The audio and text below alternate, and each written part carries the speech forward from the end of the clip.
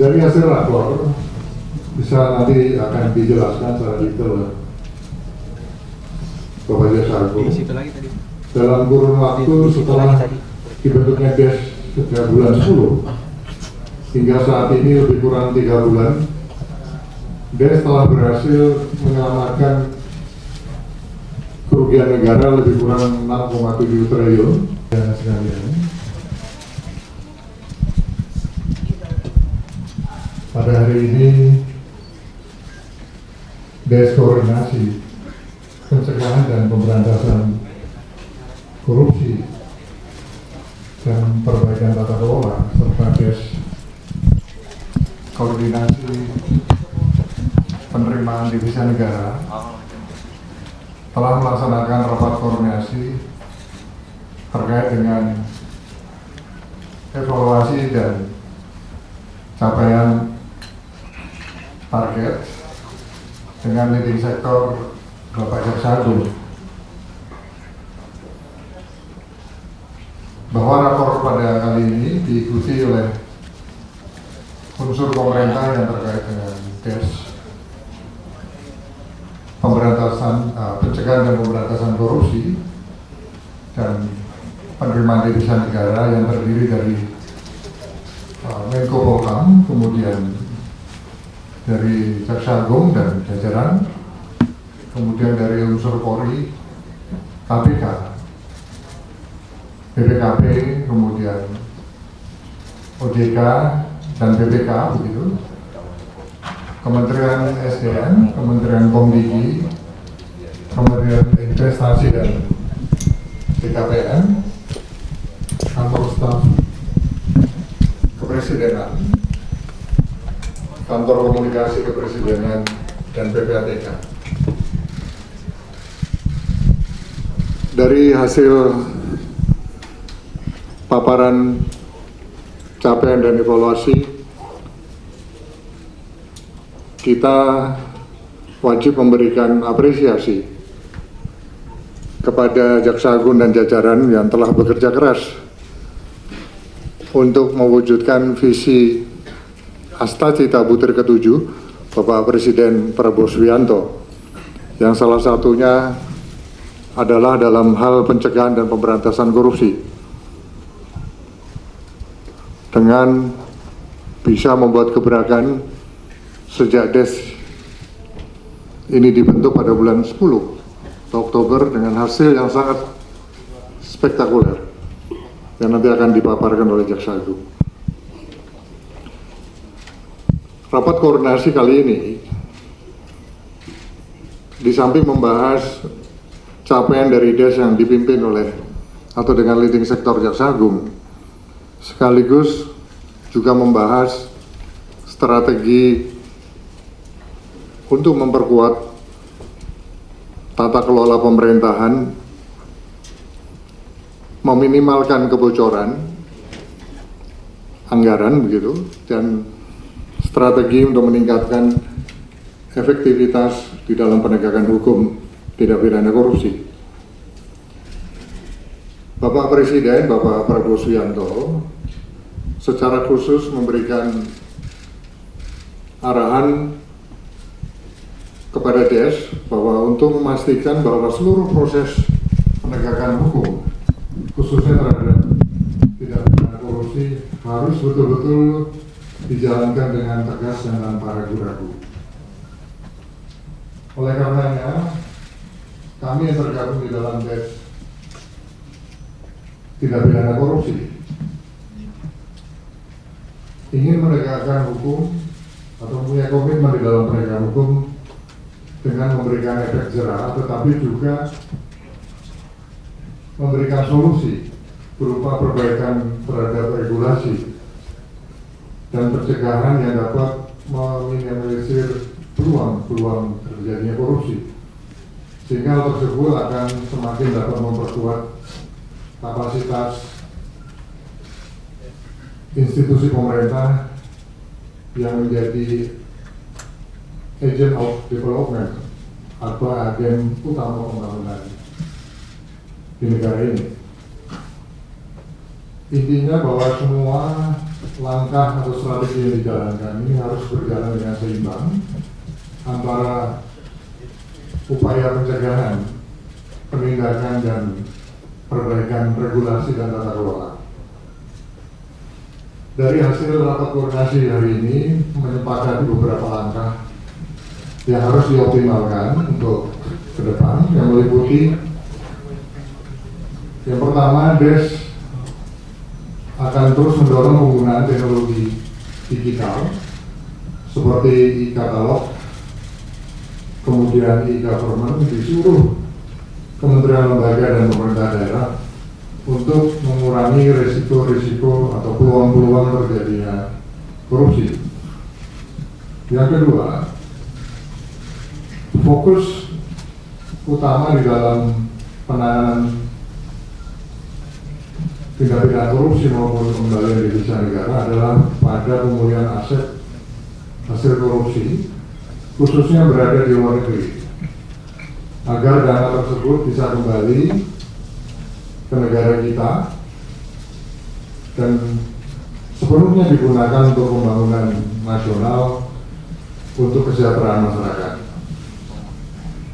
Oleh karenanya, DES akan terus memperkuat kerjasama internasional untuk langkah-langkah di dalam pengembalian aset-aset koruptor yang ada di luar negeri. Pada kesempatan ini juga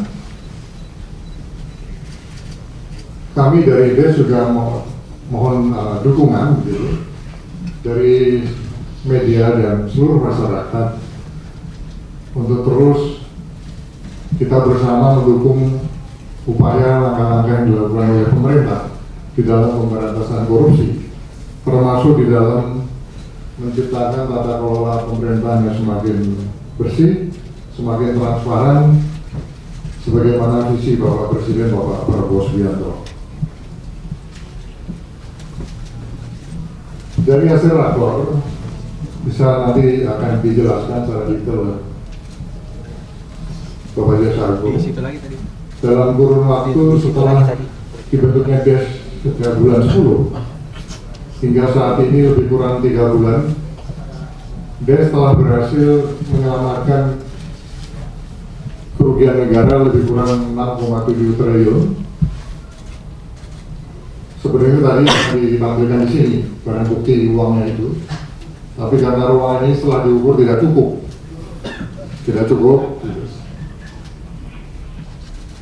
Nah, makanya barang bukti senilai 6,7 triliun rupiah itu ada saat ini di akun di ekstrakon BRI. Uangnya ada begitu. Ada hasil-hasil spektakuler yang merupakan gebrakan yang sangat luar biasa sejak DES ini dibentuk, dan memang Jaksa Agung dan jajarannya bekerja keras sehingga ada hasil-hasil lainnya yang akan diumumkan. Hari ini ada beberapa tambahan tersangka baru, baik itu perorangan maupun korporasi. Yang pertama yang terkait dengan tata niaga timah di wilayah Iup PT Timah. Ini dengan kerugian negara, kerusakan lingkungan dan sebagainya yang kurang lebih berjumlah 271 triliun. Kemudian juga ada tersangka baru yang terkait korporasi yang terkait dengan tata niaga kelapa sawit gitu, dengan jumlah kerugian negara berkisar 73 triliun. Jadi kalau di total hasil daripada penanganan yang dilakukan oleh Jaksa Agung dan jajaran sejak DES dibentuk, yang akan disampaikan nanti secara detail, ada tambahan tersangka baru baik itu perorangan maupun korporasi dengan jumlah total kerugian negara kurang lebih 346 triliun rupiah. Ini yang bisa diselamatkan. Nah, selanjutnya untuk menjelaskan secara detail capaian-capaian daripada Des Koordinasi Pencegahan, Pemberantasan dan Perbaikan Tata Kelola serta Des Pengembalian Devisa Negara. Saya persilakan kepada Pak Jaksa Agung untuk bisa menjelaskan.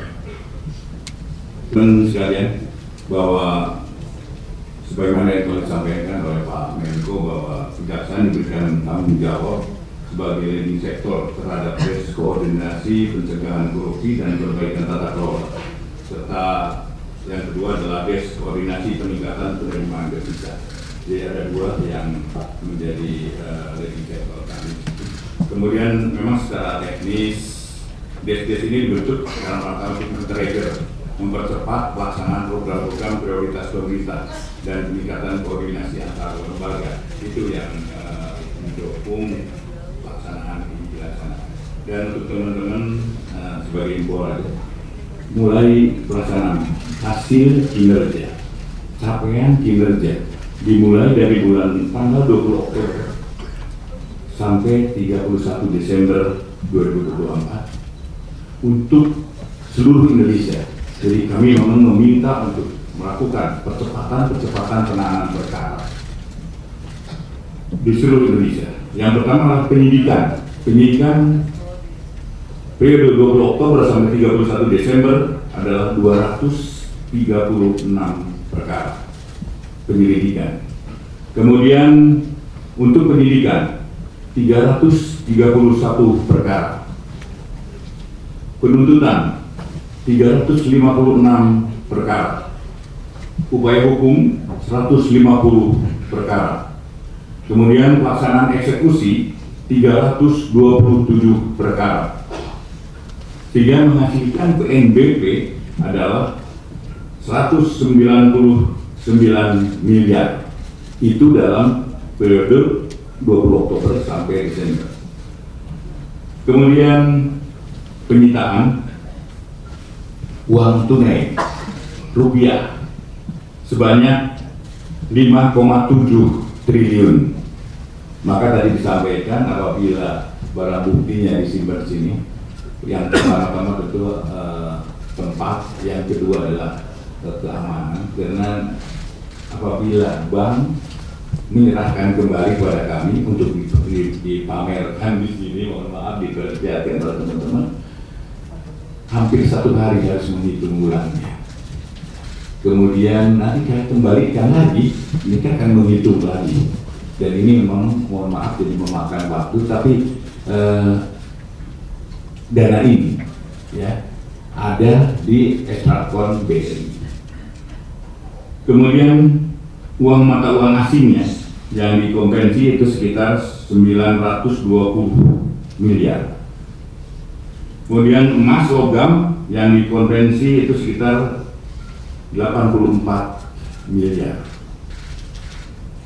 Sehingga total yang tadi juga sudah disampaikan oleh Pak Menko adalah sebanyak 6 triliun 722.786.438.726 rupiah. Kemudian di dalam perkara timah ini kan kerugiannya cukup signifikan, tetapi titik kerugian yang paling besar adalah kerusakan lingkungan. Kita bersyukur bahwa kerusakan lingkungan itu dapat dibuktikan oleh jaksa di dalam persidangan. Benar, biasanya adalah sangat sulit untuk menentukan itu.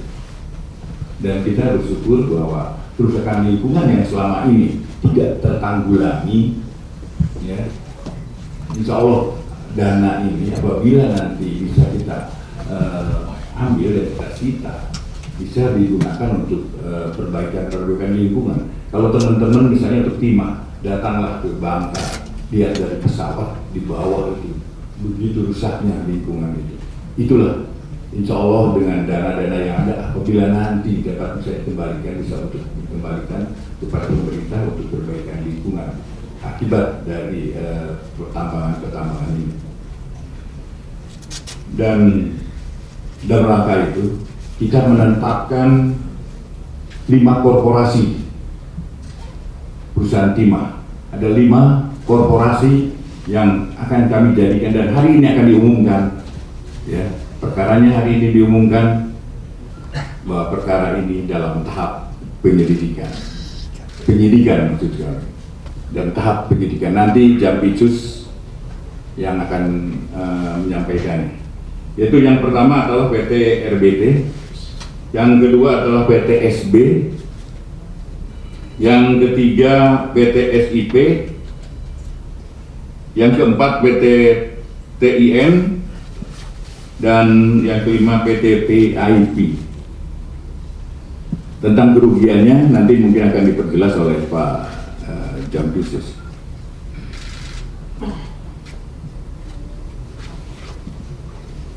Kemudian selain PT Timah, korporasinya ada 2 korporasi yang akan jadikan tersangka adalah berupa pencucian uang, tindak pidana pencucian uang. Yang pertama adalah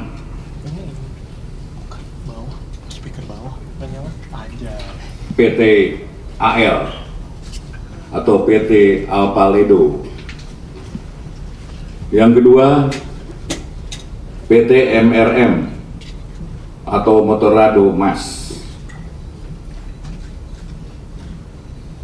Tapi sebagai ansar-ansar, saya juga ingin sampaikan kerugiannya berapa sih? Kerugian untuk kerusakan lingkungan untuk PT Timah, PT RBT itu 38,5 T. Kemudian PT SB sekitar 23,6 T. PT SIP 24,3 T. PT TIN 23,6 T. PT PIP adalah 42 T. Kemudian untuk Duta Palma adalah pencucian uang. Ada 2 PT ini. Kita memang perhitungan pastinya nanti sedang dilaksanakan oleh Pak Ateh BPKP. Itu answer-answernya adalah 73 T. Itu yang pencucian uang dari Duta Palma. Kemudian untuk DES,